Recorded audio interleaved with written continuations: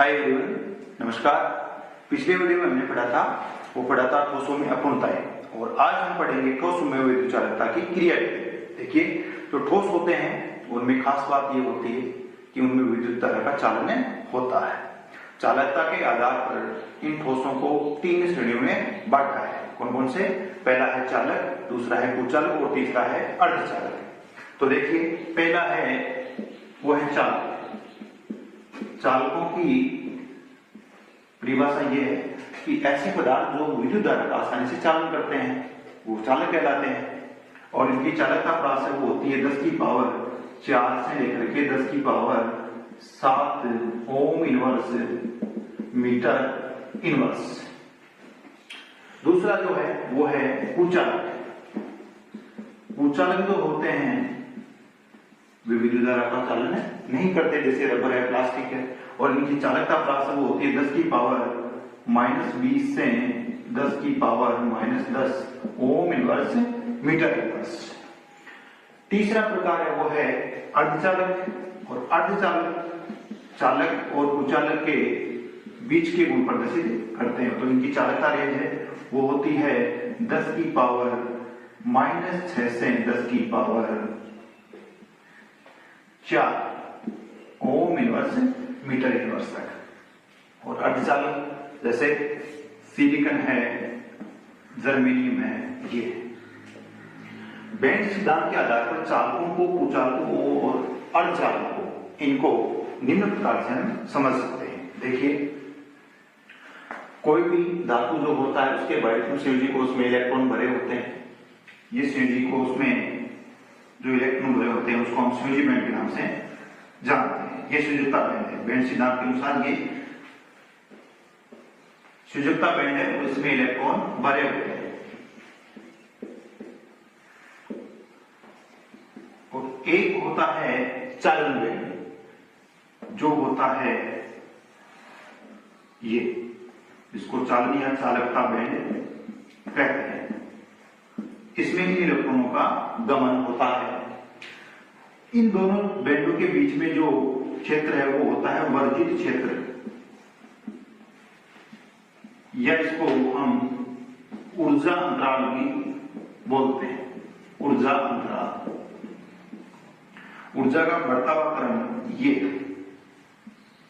Energy का बढ़ता हुआ ऑर्डर ये है।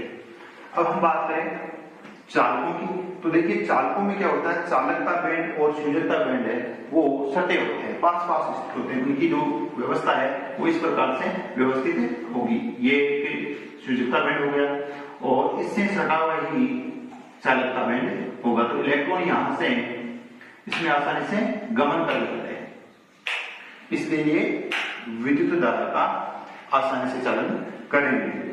तो ये अतिव्यापित बैंड होती है, अतिव्यापित बैंड। ये चालकों की बात हो गई। अब हम बात करें कुचालकों की, तो कुचालक में क्या होता है, चालकता बैंड के और संयोजकता बैंड के बीच में ऊर्जा अंतराल बहुत ही ज्यादा होता है। इस प्रकार से व्यवस्थित होते हैं। ये संयोजकता बैंड हो गया और ये इसका चालकता बैंड हो गया। इन दोनों के बीच में ये जो वर्जित क्षेत्र या ऊर्जा अंतराल है वो बहुत ही ज्यादा होता है। तो इसलिए ये जो इलेक्ट्रॉन है यहां से इस चालकता बैंड में आसानी से गमन नहीं कर पाएंगे। तो ये हो गया कुचालक। तीसरा हम बात करें अर्धचालक की, तो अर्धचालकों में क्या होता है, अर्धचालकों में देखो चालक और कुचालक इनके बीच में, यानी जो गैप है वर्जित क्षेत्र का वो चालक और कुचालक के बीच मध्यवर्ती होता है। इस प्रकार से ये वर्जित क्षेत्र, तो 0 केल्विन टेम्परेचर के ऊपर अर्धचालकों में इलेक्ट्रॉन संयोजकता बैंड में होते हैं। जब टेम्परेचर को हम बढ़ाएंगे तो यहां से इलेक्ट्रॉन है वो स्थानांतरित होकर के चालकता बैंड में स्थानांतरित हो जाएंगे। तो इस प्रकार से स्पष्ट है कि चालकों में चालकता बैंड और संयोजकता बैंड के बीच में ऊर्जा अंतराल बहुत कम, अर्थात नगण्य होता है।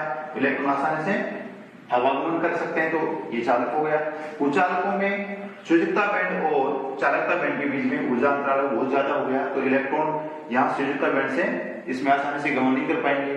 जबकि बात करें अर्धचालकों की, तो अर्धचालकों में क्या होता है, अर्धचालकों में ऊर्जा अंतराल है वो चालक और कुचालक के बीच का होता है। तो यहाँ पर 0 केल्विन के ऊपर जो इलेक्ट्रॉन है वो शुष्कता बैंड में रहते हैं, और यदि हम यहाँ पर टेम्परेचर बढ़ाएंगे तो ये यहाँ से चालकता बैंड में इलेक्ट्रॉन गमन करेंगे, तो ये कुछ मात्रा में चालकता प्रदर्शित करेगा।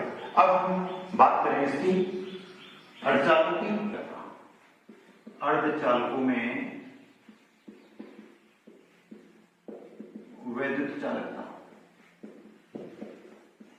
देखिए अर्धचालकों में हम बात करें तो सबसे अच्छे उदाहरण है वो हैं सिलिकॉन और जर्मेनियम। सिलिकॉन और जर्मेनियम में शुद्ध अवस्था में विद्युत धारा का चालन नहीं होता है। इनके बीच में संयोजकता बैंड है और चालकता बैंड है, उन दोनों के बीच में ऊर्जा अंतराल है वो सिलिकॉन में होता है 106 किलो जूल प्रति मोल, और जर्मेनियम में होता है वो होता है 68 किलो जूल प्रति मोल। ये कमरे के ताप के ऊपर शुष्कता बैंड और चालकता बैंड के बीच में ऊर्जा अंतराल है सिलिकॉन और जर्मेनियम। शुद्ध अवस्था में ये विद्युत धारा का चालन नहीं करते हैं। ये दो प्रकार के चालकों के समान व्यवहार करते हैं। कौन कौन से? पहला है नैज या शुद्ध अर्धचालक।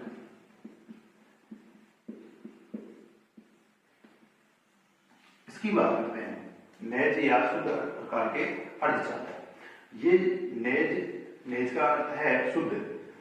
इसमें क्या होता है कि सिलिकॉन और जर्मेनियम है, दोनों के बाह्यतम कोश में 4-4 इलेक्ट्रॉन पाए जाते हैं, जो कि प्रबल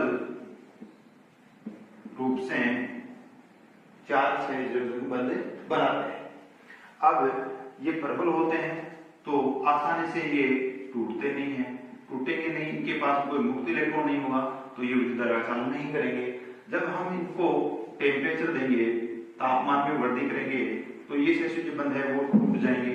टूटेंगे तो यहाँ पर मुक्त इलेक्ट्रॉन बन जाएंगे और ये विद्युत धारा का चालन करेंगे। तो देखिए ये जो शेषोजी बंध होता है, यहाँ पर जहां से इलेक्ट्रॉन निकलेंगे, माना कि ये इलेक्ट्रॉन इस प्रकार से व्यवस्थित है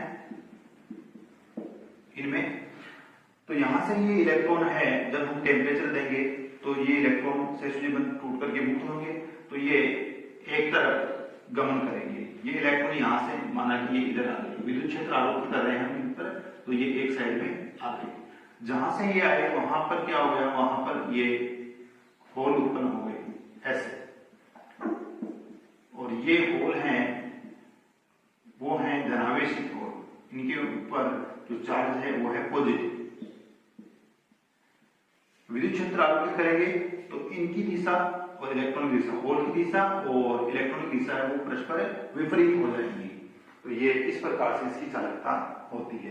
तो शुद्ध अवस्था में या नेज अवस्था में ये जो सिलिकॉन और जर्मेनियम है वो विद्युत धारा का चालन बहुत ही कम मात्रा में करेंगे। अशुद्ध और डोपिंग अर्धचालक के बाद में चर्चा करते हैं। देखिए नेज जो अर्धचालक होते हैं उनकी चालकता बहुत ही कम होती है। उनकी चालकता बढ़ाने के लिए हम उसमें उचित प्रकार की अशुद्धि मिलाएंगे, जिससे क्या होगा, जिससे उसकी चालकता में बढ़ोतरी हो जाएगी। तो हम दो प्रकार की अशुद्धियां इसमें मिलाएंगे।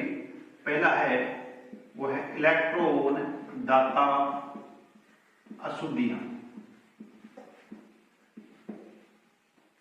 और दूसरा है वो है इलेक्ट्रॉन ग्राही या न्यून अशुद्धियां। तो यहां पर देखिए सिलिकॉन और जो जर्मेनियम होता है वो आवर्त सारणी के 14वें वर्ग में आते हैं। 14वें वर्ग में इस प्रकार से व्यवस्थित होंगे, इस प्रकार से। ये आपका सिलिकॉन और जर्मेनियम है। इधर आता है 15वां वर्ग नाइट्रोजन परिवार, और इधर आता है 13वां बोरोन परिवार। तो देखिए इलेक्ट्रॉन दाता अशुद्धि की बात करेंगे पहले। यहाँ सिलिकॉन और जर्मेनियम के बायतुम कोष में चार चार इलेक्ट्रॉन होते हैं।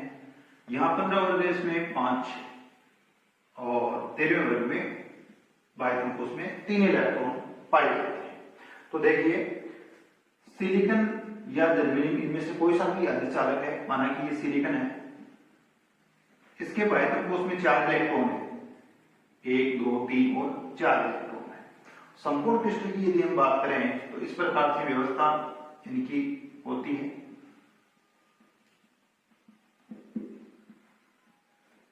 इस प्रकार से व्यवस्था ये लिए होते हैं। माना इसमें हम यहाँ पर 15वें वर्ग इनकी अशुद्धि मिला रहे हैं, या तो फास्फोरस या फिर आर्सेनिक। तो देखिए यहाँ पर आर्सेनिक यहाँ पर लिख रहा हूं, तो इनके बायतुम कोष में कितने हैं? इनके बायतुम कोष में 5 इलेक्ट्रॉन है, 1 2 3 4 और 1 5। तो ये बाकी के ये तो सहसुजी बंध बना लेंगे और ये 1 इलेक्ट्रॉन है वो क्या जाएगा? फ्री, ये मुक्त इलेक्ट्रॉन ले जाएगा। इस फ्री इलेक्ट्रॉन के कारण से इनकी चालकता में वृद्धि हो जाएगी। तो यहाँ पर इनको एन टाइप सेमीकंडक्टर भी बोलते हैं। एन टाइप इसलिए कि यहाँ पर ये जो इलेक्ट्रॉन है वो निगेटिव है और निगेटिव से यहाँ पर एन लिया है, तो एन टाइप के सेमीकंडक्टर इसको बोलते हैं। दूसरे प्रकार की बात करें इलेक्ट्रॉन ग्राही या न्यून अशुद्धियां, तो ये यहाँ पर देखिए यदि हम यहाँ 13वें वर्ग की अशुद्धियां, 13वें वर्ग का कोई भी तत्व है तो 14वें वर्ग के क्रिस्टल जाल में मिला दें तो क्या होगा? इलेक्ट्रॉन ग्राही, या इसको पी टाइप सेमीकंडक्टर भी बोलते हैं। तो यहाँ देखिए इसके बायतुम कोष में 3 इलेक्ट्रॉन है, इसके बायतुम कोष में 4 इलेक्ट्रॉन है। तो देखिए ये इस प्रकार से व्यवस्था है। माना ये सिलिकॉन है तो यहाँ पर इसके पास में 4 इलेक्ट्रॉन इस प्रकार से व्यवस्थित है। यदि यहाँ पर मैं इंडियम मिला दूं यहाँ पर, तो इंडियम इसके पास में 3 इलेक्ट्रॉन है, 1 2 और 3, और चौथा यहाँ पर क्या हो जाएगा? रिक्त रह जाएगा, खाली रह जाएगा।